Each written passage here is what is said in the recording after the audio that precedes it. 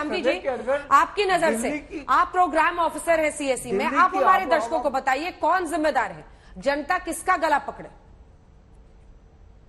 जी, सबसे पहले ये समझना पड़ेगा कि दिल्ली में पोल्यूशन क्यों हो रहा है, क्या क्या क्यों हो रहा है? सोर्सेज है। हाँ। दिल्ली में पोल्यूशन एक दिल्ली के खुद के लोकल सोर्सेज है, जैसे कि व्हीकल्स हो गए, इंडस्ट्रीज हो गई, रोड डस्ट हो गया, कंस्ट्रक्शन डस्ट हो गया, जिसमें से खुद के दिल्ली के सोर्सेज से 50% जो प्रदूषण आ रहा है वो सिर्फ ट्रांसपोर्ट सेक्टर से ही आ रहा है।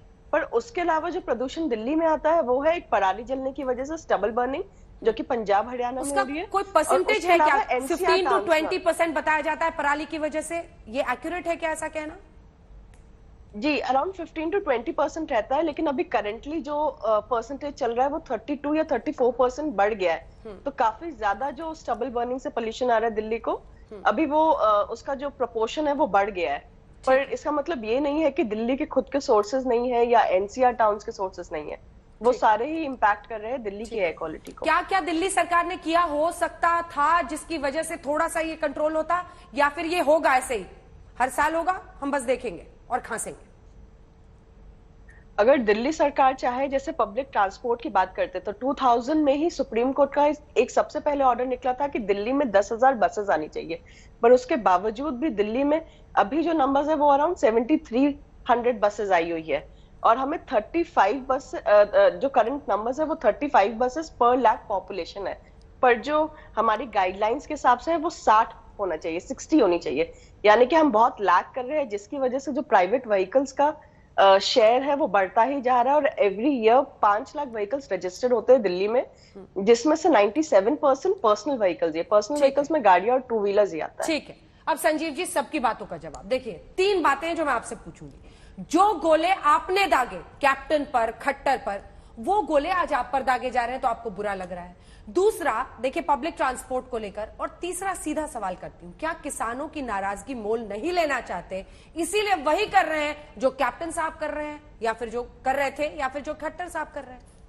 देखिए तीन बातें हैं। बिल्कुल, पहला सवाल था बसेस की संख्या को लेकर, गोले पर था सर, जो गोले दागते थे ना आप कैप्टन पे, खट्टर पे, वही गोले आज आप पे बरस रहे हैं वापस। उसके दोनों में फर्क क्या, फिर मैं आप कहेंगे राजनीति, दोनों में फर्क ये है कि पहले आज जो हम प्रपोजल दिया केंद्र सरकार को कि अब 1500 रुपए आप दीजिए और 1000 रुपए स्टेट गवर्नमेंट देगी, पहले स्टेट गवर्नमेंट तैयार नहीं थी और केंद्र सरकार तैयार थी। आज स्टेट गवर्नमेंट तैयार है, केंद्र सरकार तैयार नहीं है, तो ये एक फर्क है, पहली बात। दूसरी बात, मुझे लगता है कि अगर 74 लाख एकड़ में वहां पे अभी पैडी का क्रॉप होता है जहां ये जलता था, अभी 40 लाख हेक्टेयर में ये जिस क्रॉप बर्निंग हो रही है, 30 lakh hectare 44 lakh hectare crop burning उस इलाके में कम हुई है। लेकिन हाँ, ये बढ़ा इसलिए क्योंकि उसकी डेंसिटी बढ़ी है, उसके लिए लगातार एक टास्क फोर्स बना के काम पंजाब में किया जा रहा है। मैं बार बार कह रहा हूं, चूंकि ये 7 महीने की गवर्नमेंट पर और सारी प्रायोरिटी थी और इस पे जिस गति से काम होना चाहिए उस गति से काम नहीं हो पाया, पहली बात। दूसरी बात, बसों की संख्या की बात कर रहे थे आप। देखिए आज 2015 में हमारे पास 4500 बसेस थे, आज हमारे पास लगभग 73 बसेज हैं, और 2024 तक हमने 11,000 बसेज खरीदने का प्लान कर लिया, जो बसेज आ जाएंगे हमारे पास। दूसरा, फिर इसी में लास्ट माइल कनेक्टिविटी की भी बातें हैं कि बसेस के साथ आप जो लास्ट माइल कनेक्टिविटी आपकी ठीक हो, उस पर भी दिल्ली सरकार पूरी एक डिटेल प्लान करके काम कर रही है। और अभी जो बसेस के टाइमिंग की जहां तक बात हो रही थी, दिल्ली सरकार एकमात्र पूरे देश में सरकार है जो लाइव अब आप देख सकते हैं कि आप जिस बस से जाना है वो बस कहां पहुंची है, कहां रुकी है और कितनी देरी से आएगी।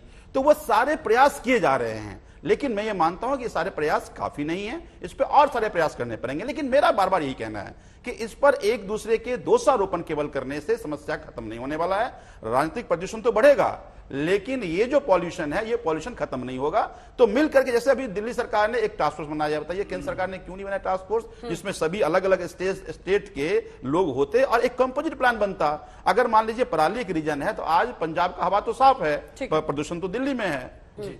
जवाब देखिए, पहले कहते हैं कि मैं दोषारोपण नहीं करना चाहता, तो अच्छी बात है कि 2018 का केजरीवाल यू टर्न करके 2022 में अब उसको समझ में आ रहा है, अच्छी बात है। परंतु मैं 2-3 स्पेसिफिक पॉइंट्स, पहले तो मुझे बताने दीजिए केंद्र सरकार क्या कर रही है, क्योंकि बार बार केंद्र के ऊपर गलत तरीके से निशाना साधा जाता है। केंद्र लगातार मीटिंग कर रही है। केंद्र ने पंजाब की सरकार को बिगिनिंग ऑफ द ईयर में कहा था कि ये होने वाला है नवंबर में, आप कृपया सावधान रहें।